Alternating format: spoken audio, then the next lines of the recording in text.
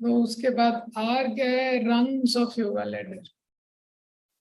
तो rungs of yoga ladder में 10 से लेके 16 तक भगवान बताते हैं कर्मकांड से कर्मयोग के बारे में, कि कैसे कर्मकांड का स्तर, फिर कर्मयोग का स्तर, और ई है एग्जाम्पलरी। तो श्लोक नंबर 17 से लेके 35 तक भगवान बताते हैं कि, तो पहले भगवान ने अर्जुन को बोला कि तुम्हारे लिए कर्मयोग ठीक है। फिर अर्जुन बोलते हैं अगर कि मैं कर्मयोग के लिए क्वालिफाइड नहीं हूँ, मैं योग्य नहीं हूँ, तो भगवान बोलते हैं ठीक है तुम कर्म कांड करो।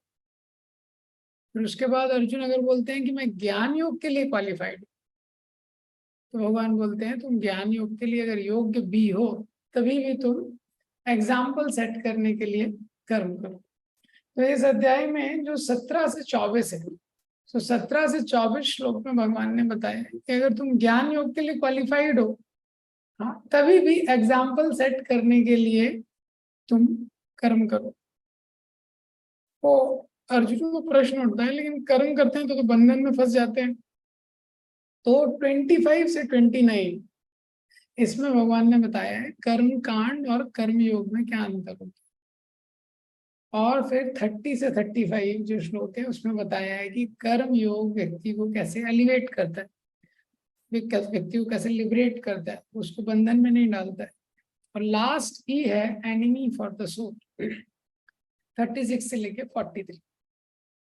ये सब जानते हुए कि हमको अपना कर्तव्य करना चाहिए, कौन सी वो ऐसी फोर्स है जो हमको गलत डायरेक्शन में ले जाती है, ये अर्जुन प्रश्न करते हैं। तो भगवान बोलते हैं आध्यात्मिक प्रगति में बहुत बड़ा बाधक है ये जो काम, ये काम रूपी शत्रु है। तो 3.1 से 9 डिसाइड करेंगे। अर्जुन वाचा जायसी चेत कर्मणास्ते मत्ता बुद्धिर्जनार्दन तत्किं कर्मणि घोरे मां नियोजसि केशव व्यमिषेणैव वाक्येन बुद्धिं मोयसीव मे तदेकं वद निश्चित्य येन श्रेयोऽहमाप्नुयाम्।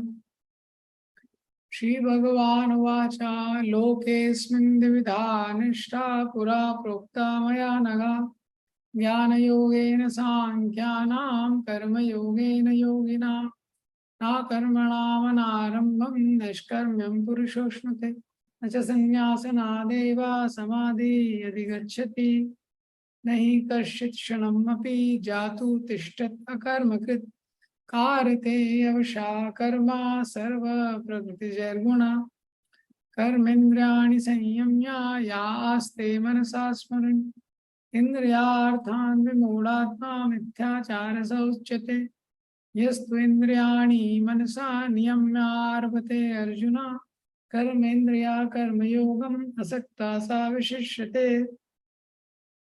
तो कल हमने पहला और दूसरा श्लोक देखा था इस अध्याय का, कैसे अर्जुन ने प्रश्न करते हैं कि भगवान आप मुझे क्लियरली बताइए तदेकम वद निश्चित्या, एक चीज निश्चित्या निश्चित करके, वद एकम आप मुझे बताइए, ये न श्रेयो हम आपने जिसमें मेरा श्रेय है।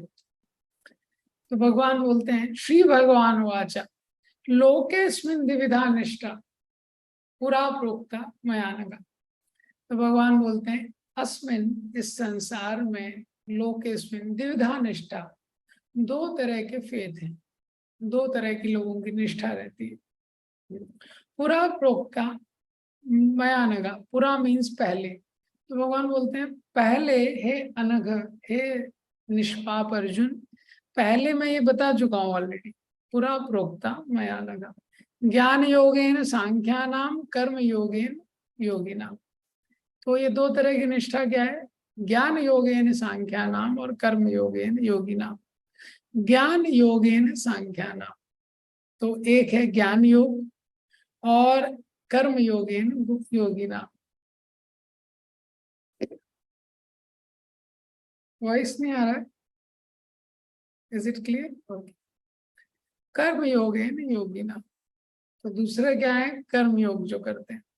तो भगवान ने पहले इसको कहाँ बताया है, भगवान बोल रहे हैं मैं पहले बता चुका हूँ, ये पहले इसको दूसरे चैप्टर में बताया भगवान ने। तो जब 2.39 में भगवान बोलते हैं एषे ते विहिता सांख्ये बुद्धि योगत्वम इमाम शृणु, तो भगवान बोलते हैं अभी तक मैंने तुमको एशे ते विहिता सांख्य 2.39 में, अभी तक मैंने तुमको सांख्य के बारे में बताया था। बुद्धि योग तम इमाम सुनो, अब तुम बुद्धि योग के बारे में मुझे सुनो। बुद्धि युक्तो यया पार्था कर्म बंधम प्रहास्यसि, जो बुद्धि योग का तुम शरण लोगे तो तुम क्या होगा, तुम्हारा कर्म बंधन जो है वो कट जाएगा, भगवान बताते हैं। तो यही भगवान यहाँ पे बता रहे हैं कि ये दो तरीके हैं, इसके द्वारा जो कर्म बंधन है वो काटा जा सकता है। तो भगवान बोल रहे हैं कि एक जो कर्म योग है, कर्म योग के द्वारा व्यक्ति कर्म बंधन से फ्री हो सकता है। तो दो लेवल हैं, एक है कर्म योग का स्तर, एक है ज्ञान योग का। तो ये दो के बारे में भगवान ने अभी तक बताया है। अब किसी व्यक्ति को कैसे पता चलेगा कि किस लेवल पे वो है, क्योंकि जिस लेवल पे वो है वो उसको ही प्रैक्टिस कर सकता है, ये पॉइंट। तो भगवान ने अर्जुन को क्या बोला है कि एक कर्म योग है और एक ज्ञान योग है। तो जो व्यक्ति जिसकी चेतना का स्तर जो है उसका वो प्रैक्टिस कर सकता है, जिसका जो अधिकार है, जितना उसमें डिटैचमेंट डेवलप हो गया है ये। तो जो व्यक्ति है जो काफी निरासक्त हो चुका है संसार से, तो ज्ञान योग का पालन कर सकता है। लेकिन जिसमें इतनी अभी संसार के प्रति आसक्ति है उसको कर्म योग करना चाहिए। तो यहाँ पे एक इम्पॉर्टेंट चीज है इस अध्याय में जो बार बार आई है, कि जो श्रील प्रभुपाद का जो अप्रोच है भगवत गीता के लिए वो थोड़ा अलग है। आप देखेंगे कि प्रभुपाद जी ने यहाँ पे जो कर्म योगे ना, अगर आप हिंदी में भी देखेंगे या इंग्लिश में भी देखेंगे तो कर्म योगे ना प्रभुपाद जी ने कैसे ट्रांसलेट किया है, भक्ति योग के द्वारा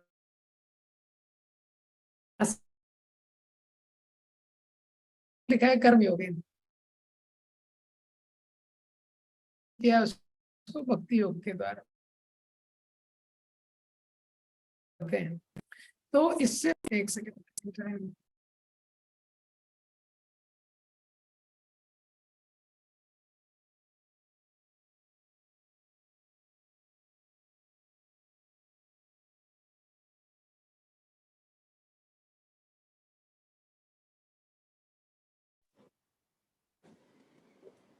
कर्म योग के बारे में Prabhupada ji, I hope now it will be clear. तो काफी जगह यहाँ पे कर्म योगेन योगी नाम लिखा है और प्रभुपाद जी ने उसको ट्रांसलेट किया है भक्ति योग के द्वारा। तो ऐसा क्यों करते हैं प्रभुपाद जी कि जो कर्म योग को है उसको भक्ति योग के द्वारा लिखते हैं कई जगह।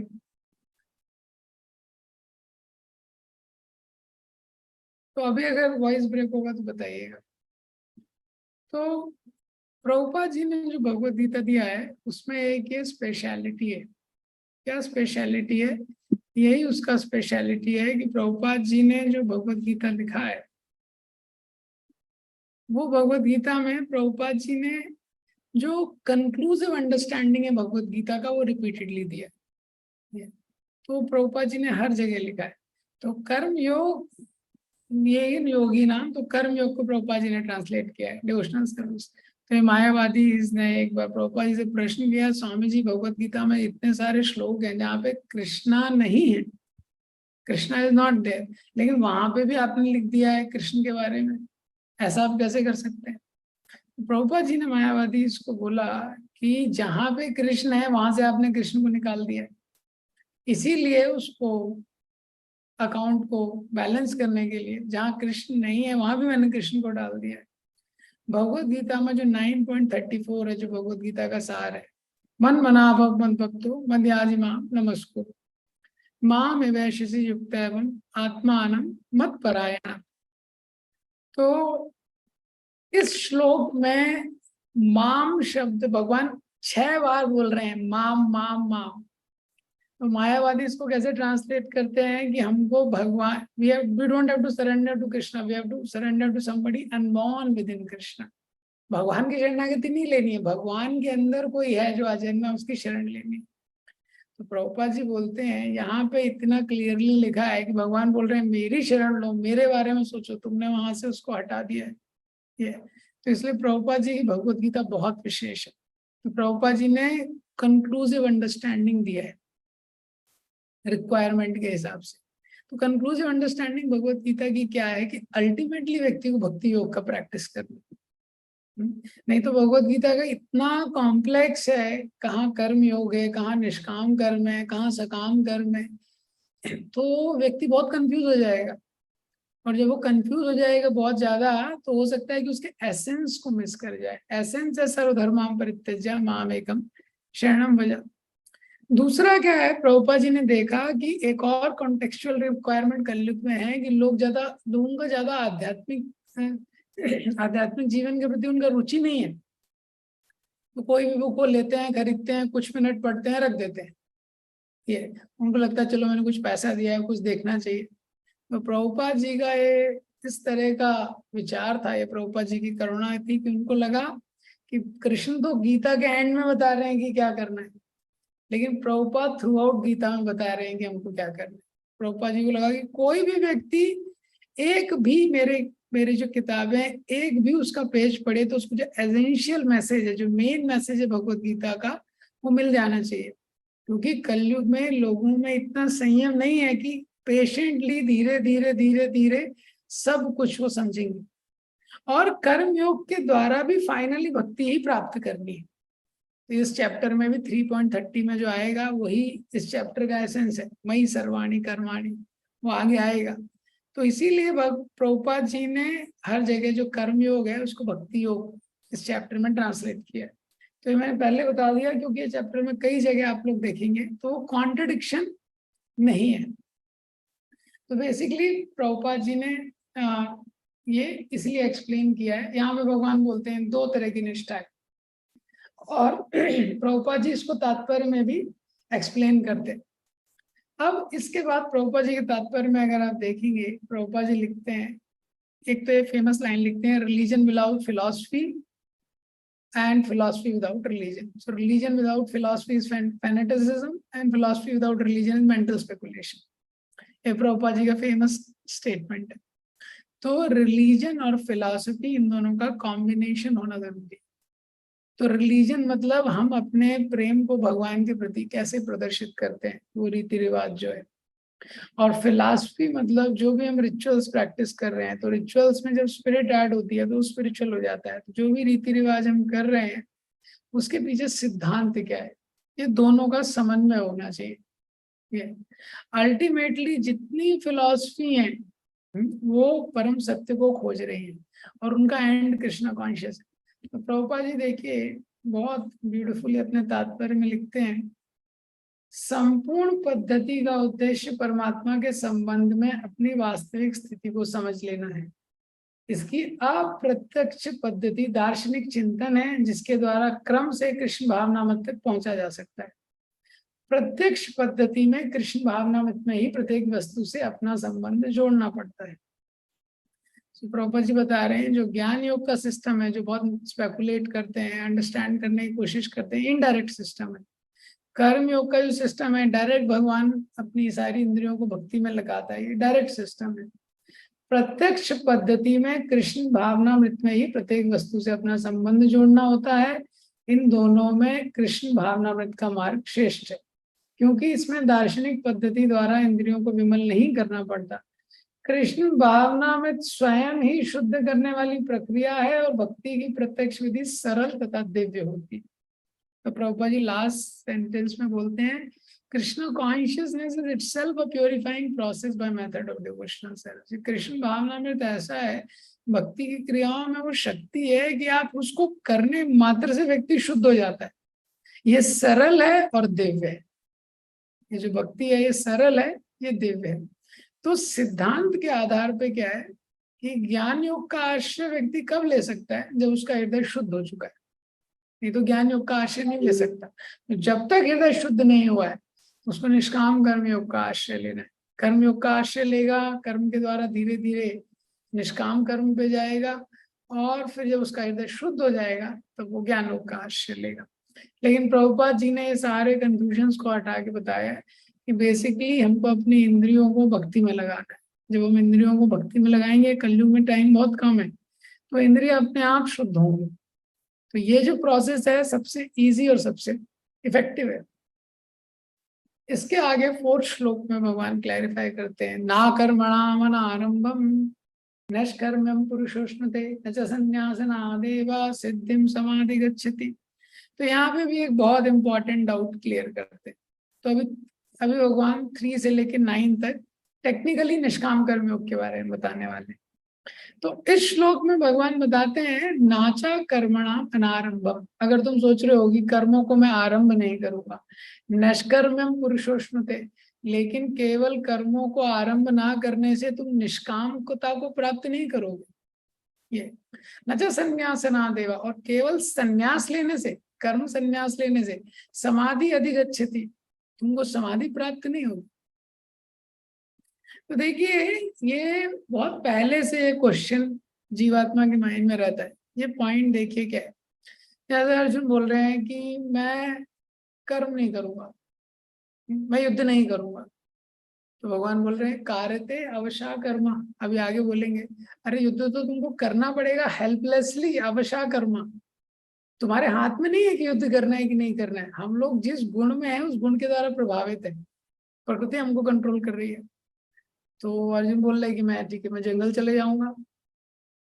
भगवान बोल रहे हैं नच संन्यासनादेव समाधि अधिगच्छति, केवल संन्यास लेने से सिद्धि प्राप्त नहीं मिलेगी। इसका क्या कारण है? तो सिद्धांत प्रभुपाद जी ने लिखा है। देखिए, सिद्धांत क्या है कि जो आत्मा है उसका स्वभाव है कि वो क्रियाशील है। Soul is always active, that is the point. Soul is always active. तो सोल हमेशा एक्टिव रहता है, उसको आप निष्क्रिय नहीं कर सकते। तो 2 कंडीशंस में रहता है जीवात्मा, या तो बद्ध या मुक्त। हाँ, तो अभी ज्यादातर लोग, जैसे हम लोग एक कौन सी कंडीशन में है? 2nd स्टेज में, बद्ध स्टेज में। लेकिन सोल का स्वभाव क्या है? वो एक्टिव ही रहता है। तो प्रभुपाद जी ने इसलिए तात्पर्य में बताया है कि हमको देखना है कि कहाँ हमको एक्टिव रहना है, ये पॉइंट है। तो प्रभुपाद जी तात्पर्य में लिखते हैं कि हृदय की शुद्धि के बिना संन्यास सामाजिक व्यवस्था में उत्पात उत्पन्न करता है। दूसरी ओर यदि कोई नियत कर्मों को ना करके भी भगवान की दिव्य सेवा करता है, तो वह उस मार्ग में जो कुछ भी उन्नति करता है उसे भगवान स्वीकार कर लेते हैं। प्रभुपाद जी ने कोट किया है, स्वल्पम अपि अस्य धर्मस्य त्रायते महतो भयात्। ऐसे सिद्धांत की रंच मात्र संपन्नता भी महान कठिनाइयों को पार करने में सहायक होती है। तो ये श्लोक में भगवान बता रहे हैं बहुत क्लियरली, हाँ, कि केवल काम ना करने से तुम मुक्त नहीं हो जाओगे कर्म के बंधन से। कोई व्यक्ति सोचे मैं कुछ भी नहीं करूं, और ये बहुत व्यक्ति की धारणा रहती है। व्यक्ति बड़ा परेशान हो जाता है कभी कभी, तो उसको लगता है मैं तो सब छोड़ रहा हूँ। पहले कई लोग इस तरह से घर छोड़ के चले जाते थे, उनको लगता था बहुत झंझट है, संसार में बहुत झंझट है। हाँ, घर में परेशान हो गए, किसने डांट दिया, प्रॉपर्टी छूट गई, कुछ है नहीं, तो चले गए छोड़ के। लेकिन केवल एक्सटर्नल क्रिया ना करने से व्यक्ति मुक्त नहीं होता है। हाँ, और केवल कहीं जंगल में जाने से उसको सिद्धि प्राप्त नहीं होगी। यहाँ पे बताया गया है कि ये 4 से 9 श्लोक जो है, इसमें ये सिद्धांत बताया है एक्टिव नेचर ऑफ सोल। तो inactivity is not an option. निष्क्रिय रहना ये विकल्प ही नहीं है जीव के पास। इसीलिए उसकी जो एक्टिविटीज है, उसकी जो क्रियाएं हैं, वो आत्म साक्षात्कार की तरफ डायरेक्टेड रहनी चाहिए। यही सिद्धांत। तो प्रिंसिपल है कि जब तक हृदय शुद्ध नहीं है तो व्यक्ति को एक्टिविटीज करनी चाहिए जिससे हृदय शुद्ध हो। ये तो प्रभुपाद जी के तात्पर्य में प्रभुपाद जी ने लिखा है, प्री मैच्योर जो सन्यास है, ये कर्म सन्यास की बात हो रही है। हाँ, तो ये डिस्टर्बेंस क्रिएट करता है। लेकिन जो भक्ति है, भक्ति के लिए कोई प्री रिक्विजिट की जरूरत नहीं है। भक्ति के लिए क्या बताया है? स्वल्पमपि अस्य धर्मस्य, कि जो व्यक्ति भक्ति में लगता है वो जो भी कर लेता है it is good for him. तो भक्ति मतलब इनएक्शन नहीं है, भक्ति मतलब निष्क्रियता। भक्ति इज नॉट इनएक्शन, भक्ति is action with the deepest purpose. भक्ति में व्यक्ति क्रिया करता है एक बहुत महान उद्देश्य के लिए। इसी को अगले श्लोक में एक्सप्लेन करते हैं, नहीं कश्यति क्षणमपि जातु तिष्ठत अकर्मकृत कारते अवशा कर्मा सर्व प्रकृति जर्गुणा। तो यहाँ पे क्या बताते हैं कि नहीं कश्चित क्षणम अपि, क्षणम 1/16 सेकंड के लिए भी जातु तिष्ठति अकर्मकृत, जो आत्मा है वो निष्क्रिय नहीं होता 1/16 सेकंड के लिए। वो हमेशा, आत्मा हमेशा एक्टिव रहता है।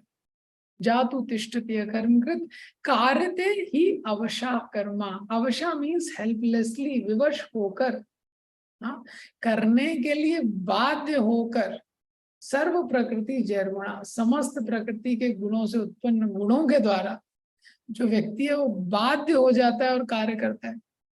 तो आप देखेंगे कोई भी इनएक्टिव नहीं रह सकता है, वो व्यक्ति किसी ना किसी एक्टिविटी में तो लगेगा ही।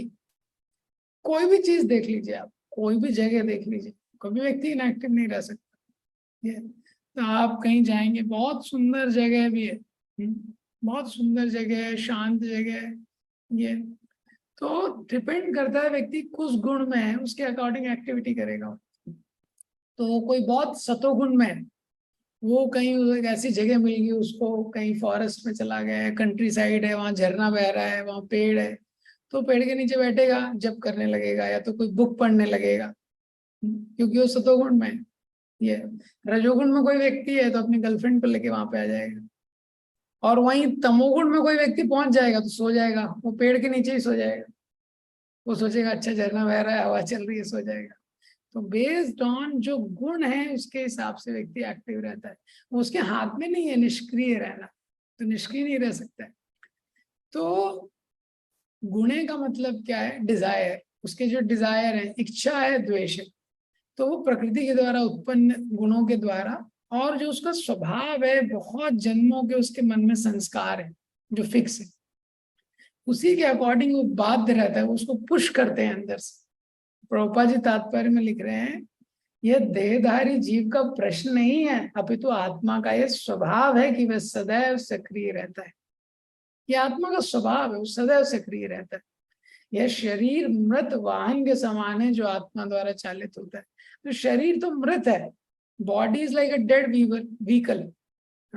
तो बॉडी हमेशा डेड है, जैसे माइक है, माइक तो डेड है, जब इलेक्ट्रिसिटी आती है तो वो साउंड को एम्पलीफाई करता है।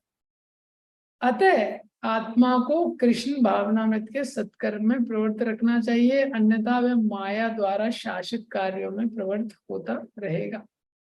इसीलिए हमको आत्मा को कृष्ण कॉन्शियसनेस में, हमको शरीर को भगवान की भक्ति में लगाना चाहिए। क्यों? अगर भगवान की भक्ति में नहीं लगाएंगे तो दो ही ऑप्शन है, तो फिर क्या है, इसको माया में हमको लगाना पड़ेगा। माया के संसर्ग में आकर आत्मा भौतिक गुण को प्राप्त कर लेता है, और आत्मा को ऐसे आकर्षणों से शुद्ध करने के लिए आवश्यक है कि शास्त्र द्वारा आदिष्ट कर्मों में इसे संलग्न रखा जाए। तो इसीलिए आत्मा का पतन ना हो, इसलिए सही कर्म करना बहुत महत्वपूर्ण है। और बेस्ट कर्म क्या है कि व्यक्ति नव विधा भक्ति की क्रियाओं में अपने आप को लगाए। तो ये यहाँ पे बताया जा रहा है। अब प्रभुपाद जी आप देखेंगे इस परपोर्ट में ये सब एक्सप्लेन करने के बाद प्रभुपाद जी लिखते हैं, किंतु यदि आत्मा कृष्ण भावनामृत के अपने स्वाभाविक कर्म में निरत है तो वह जो भी करता है कल्याणकृत होता है। तो अलग अलग लेवल है। तो सबसे पहला है कि व्यक्ति गलत काम कर रहा है, विकर्म कर रहा है, उससे उससे बेटर क्या है कि वो नहीं कर रहा है, नेगेटिव करने से अच्छा नहीं कर रहा है, निष्क्रिय है। लेकिन निष्क्रिय रह नहीं सकता है, आत्मा का स्वभाव है, लेकिन बहुत एक्टिवली डिस्ट्रक्टिव चीजों में एक्टिव नहीं है। उससे बेटर क्या है कि वो अपने जो कर्तव्य के अनुसार कर्म कर रहा है। ब्राह्मण, क्षत्रिय, वैश्य, शूद्र सबके अपने अपने कर्म है, ब्रह्मचारी, गृहस्थ, वानप्रस्थ, संन्यास के अपने अपने कर्तव्य उसको कर रहा है। लेकिन सबसे बेस्ट चीज क्या है कि आत्मा का धर्म है भगवान की भक्ति करना। तो ये सबसे बेस्ट कर्म है कि भगवान की भक्ति में लगाए। और प्रभुपाद जी लिखते हैं, त्यक्त्वा स्वधर्मं चरणाम्बुजं हरे भजनम अभक्कोतपते ततो यदि यत्क्वापभद्रम अबुद्धमुष्य किं को वात आप्तो भजतम स्वधर्मता। त्यक्त्वा स्वधर्मम, अगर कोई स्वधर्म को त्याग कर रहा है, कौन सा स्वधर्म? शरीर का स्वधर्म, आत्मा का स्वधर्म नहीं। शरीर का स्वधर्म है शरीर के अनुसार काम करना, ब्राह्मण, क्षत्रिय, वैश्य, शूद्र, उसको किसी ने त्याग कर दिया, त्यक्त्वा स्वधर्मम, किसके लिए त्याग किया है? चरणाम भुजम हरे, भगवान हरि के चरण कमलों का आश्रय लेने के लिए। भजनम अपक्को, लेकिन उसका जो भजन है वो परिपक्व नहीं हुआ है। पते ततो यदि, और उसका पतन हो जाता है, अगर वो भजन से गिर भी जाता है, तो यत्र क्वा अभद्रम, तो उसमें क्या अभद्र है? बोल रहे हैं इसमें क्या लॉस है? और कोवार्थ अब तो भजतो स्वधर्म था, और कोई व्यक्ति है स्वधर्म का पालन कर रहा है, ब्राह्मण क्षत्रिय वैश्य शूद्र अपने कर्तव्यों का पालन कर रहा है, लेकिन भगवान की भक्ति जागृत नहीं हुई, तो उसने क्या प्राप्त कर लिया? तो बार बार प्रभुपाद जी के आप देखेंगे इतने सुंदर ये परपोर्ट्स हैं। प्रभुपाद जी ने कंक्लूसिव अंडरस्टैंडिंग, हमको जीवन में क्या करना है, इसलिए प्रभुपाद जी की भगवत गीता की इतनी स्पेशलिटी है कि इसे इतने लोग डिवोटी बन गए। प्रभुपाद जी ने इतना सिंप्लीफाई कर दिया है अपने तात्पर्यों को कि एग्जैक्टली उसको करना क्या है। अतएव कोई संन्यास या कोई भी शुद्धिकारी पद्धति कृष्ण भावनामृत के चरम लक्ष्य तक पहुंचने में सहायक देने के लिए है, क्योंकि उसके बिना सब कुछ व्यर्थ है। तो प्रभुपाद जी लिखते हैं फाइनली तो वही गोल है। क्या गोल है? कि उसको फाइनली भक्ति करना है, फाइनली भगवान का आश्रय लेना है, वही सारी मार्गों का, सारी पद्धतियों का गोल है। तो एक्चुअली कोई भी जो शास्त्र है, इवन जो जैसे भगवत गीता है, गीता उपनिषद का पार्ट है, तो बहुत कॉम्प्लेक्स रहता है, और वो शास्त्र को पढ़ना यही कॉम्प्लेक्स है, फिर पढ़ के समझना और कॉम्प्लेक्स है, समझ के उसका सार निकालना कि क्या एक्चुअली इसमें बोला जा रहा है और कॉम्प्लेक्स है। और जब ये तीनों चीज व्यक्ति करेगा तब तो कुछ अप्लाई करेगा लाइफ में। तो इतना कॉम्प्लेक्स चीज को इसीलिए आचार्यों की कृपा है, प्रभुपाद जी इसलिए बोलते थे ग्रंथ मैंने नहीं लिखे हैं, कृष्ण ने ही लिखे हैं, क्योंकि बिना कृष्ण की प्रेरणा के ऐसे तात्पर्य नहीं लिख सकता है व्यक्ति। प्रभुपाद जी रिपोर्टर्स को ओपनली बोला है कि ये क्या है, कृष्ण ने ही लिखे। तो चीजें इतनी कॉम्प्लेक्स हैं सिद्धांत के अनुसार, और जो संस्कृत लैंग्वेज है उसमें मल्टीवेलेंट होती है। वो मल्टीवेलेंट मतलब मल्टीपल मीनिंग रहते हैं। जैसे कर्म शब्द है, इसके अलग अलग मीनिंग है। जैसे एक मीनिंग क्या है? एक्शन। एक्शन मीन्स, मतलब उदाहरण के लिए, no one can live without karma. यहाँ पे कर्म शब्द का मतलब क्या है? कोई भी कर्म किए बिना नहीं रह सकता है, मतलब कर्म का मतलब है क्रिया। इसी तरह जो लॉ ऑफ इनफॉलिबल जस्टिस है, जो इस पूरे ब्रह्मांड में कर्म का एक सिद्धांत है कि व्यक्ति कर्म करता है उसको रिएक्शन मिलता है, तो ये जो सिस्टम है एक्शन रिएक्शन का, इसको भी कर्मा बोलते हैं। जैसे बोला जाए कि no one can escape the law of karma, कोई भी कर्म की गति के पार नहीं जा सकता है, जैसा बोएगा वैसा मिलेगा। तो यहाँ पे कर्म शब्द का अर्थ क्या है? जो एक्शन रिएक्शन का सिस्टम है वो कर्म का अर्थ है, सिस्टम ऑफ एक्शन रिएक्शन। और कर्म शब्द का अर्थ रिएक्शन भी है। जैसे कोई व्यक्ति बीमार है, उसको कोई तकलीफ हो रही है, तो बोलता है पता नहीं कौन से कर्म के कारण मुझे कष्ट हो रहा है। तो यहाँ पे कर्म का मतलब क्या हो गया? कर्म फल, कर्म का रिएक्शन। और कर्म का उपयोग कंटेम्प्रेरी भाषा में डेस्टिनी के लिए भी किया जाता है। जैसे कोई बोले कि ये भारत में आना मेरे कर्म में था, शायद भारत में आना मेरे कर्म में था, मतलब कर्म क्या हो गया यहाँ पे? किस्मत हो गया। तो देखिए एक ही शब्द है। तो इसीलिए हमको आचार्यों की तात्पर्य की आवश्यकता है। अब इसके बाद प्रभुपाद जी ने बताते हैं, तो थर्ड श्लोक में प्रभुपाद जी ने बताया, फोर्थ श्लोक में, कि कर्म ना करने से निष्कामता नहीं मिलेगी, संन्यास लेने से सिद्धि नहीं मिलेगी। पांचवें श्लोक में बताया कर्म के बिना तो कोई रह ही नहीं सकता है। तो अर्जुन बोलते हैं नहीं, मैंने तो देखा है कुछ लोग रहते हैं कुछ कर्म नहीं करते। तो भगवान बोलते हैं कर्मेन्द्रियाणि संयम्य या आस्ते मनसा स्मरण इंद्रियार्थान विमूढ़ात्मा मिथ्याचार स उच्यते। कर्मेन्द्रियाणि संयम्य, कर्मेंद्रियों का तो संयम कर लिया है, कर्मेंद्रियाणि संयम्य या आस्ते मनसा स्मरण, लेकिन वो व्यक्ति मन में स्मरण कर रहा है किसका? इंद्रियार्थान, इंद्रियों के विषयों का चिंतन कर रहा है। विमूढ़ आत्मा, वो मूर्ख है। मिथ्याचार, मिथ्याचारी स उच्यते, उसको मिथ्याचारी कहा जाएगा। तो अगर कोई व्यक्ति सोचे कि नहीं मैं कुछ भी नहीं करूं, लेकिन जो अंदर इच्छाएं हैं वो तो आएंगी, अंदर भोग करने की इच्छा है वो बाहर आएगी। मिथ्याचार से उच्यते, तो मिथ्याचारी हो जाएगा। प्रभुपाद जी ने लास्ट लाइन में लिखा है, better to be sincere sweeper on the road than pretending transcendentalist. हाँ, तो यहाँ पे स्यूडो स्पिरिचुअलिस्ट जो आध्यात्म का दिखावा कर रहे हैं, तो इंडिया में तो बहुत वैरायटी है। तो हम देखते हैं कोई किसी ने संन्यास लिया है या धर्म के पथ पे है, लेकिन वो उसको पालन नहीं कर रहा है। ये कर्म इंद्रियाणी संयम, या तो उसने कर्म इंद्रियों को स्टॉप कर लिया है, तो कर्म इंद्रियों के द्वारा उसने क्रिया नहीं कर रहा है वो। ये तो कर्म इंद्रिया क्या है, जैसे वो बाहर की इंद्रियों से क्रिया नहीं कर रहा है।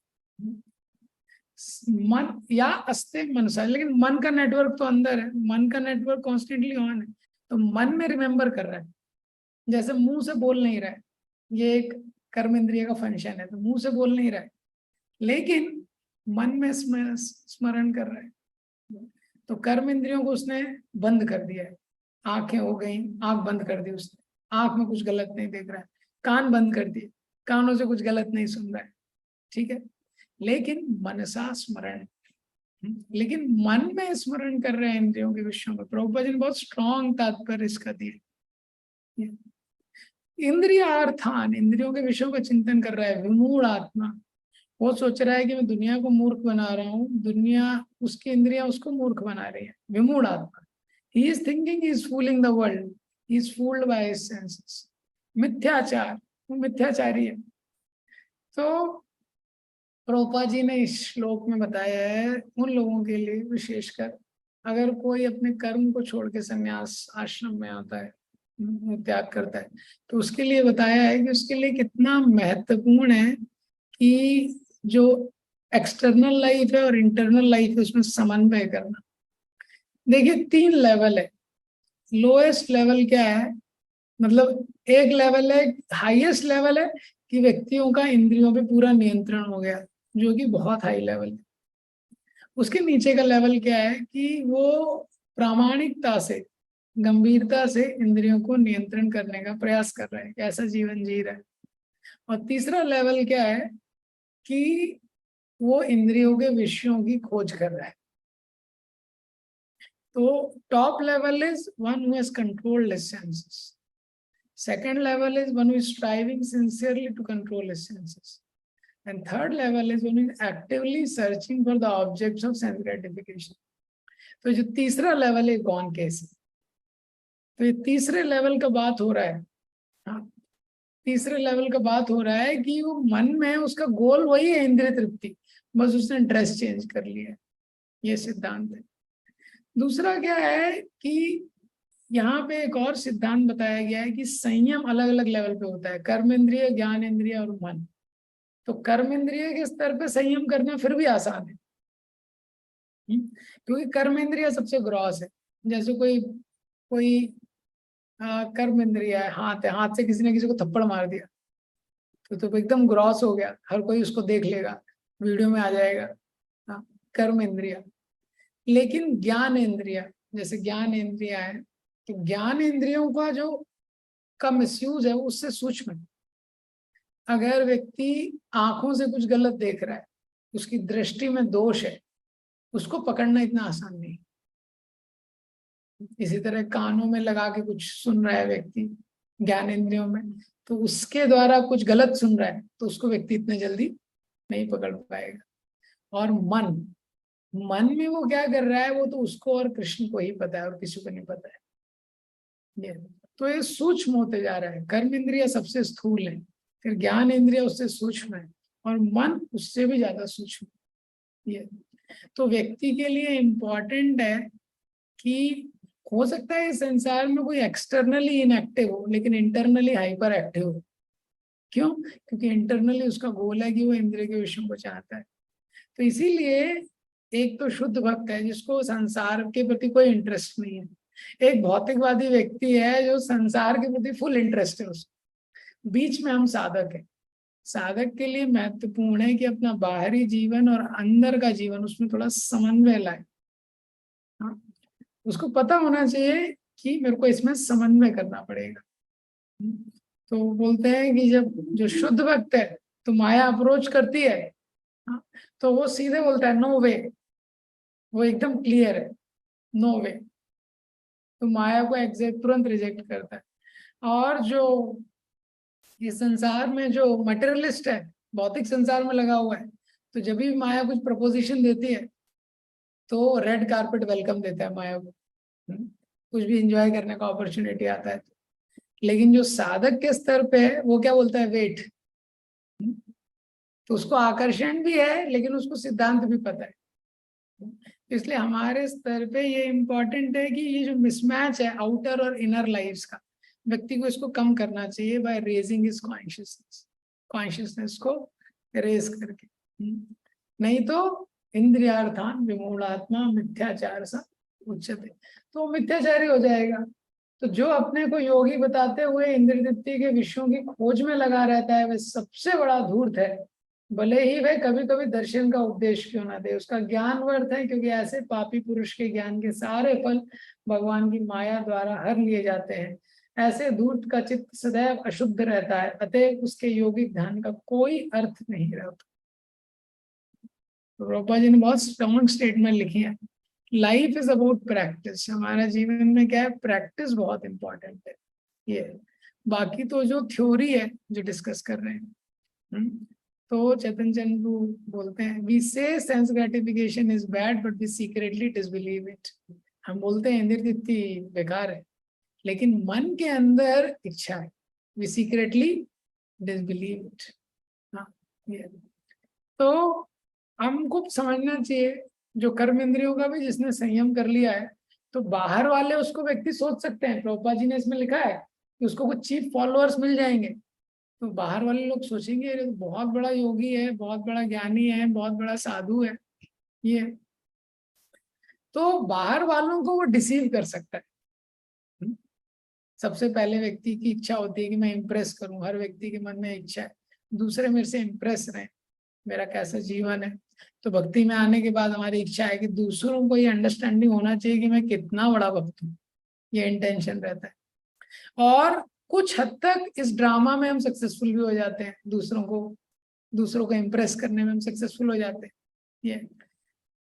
लेकिन क्या होता है कि जब हम ऐसा ही जीवन जीने लगते हैं तो फिर क्या है, हम केवल दूसरों को डिसीव नहीं करते, दूसरों को चीट नहीं करते, हमारा जीवन ही चीटिंग बन जाता है। हम फिर ऐसे ही रहने लगते हैं, एक पब्लिक लाइफ हो जाता है, एक प्राइवेट लाइफ हो जाता है। तो पब्लिक लाइफ में तो हमारा इमेज बहुत अच्छा रहता है, जैसे ऑफिस में व्यक्ति जाता है तो कोट पैंट शर्ट एकदम सब रेडी है, लेकिन घर में कैसे रहता है। तो ऐसे ही पब्लिक लाइफ और प्राइवेट लाइफ हो जाती है। पब्लिक लाइफ में तो बहुत पर्सनैलिटी डेवलपमेंट का कोर्स किया है तो जेंटलमैनली बिहेव करता है, yes sir, no sir, sorry, thank you sir, लेकिन अंदर के लाइफ में उसका वो नहीं है।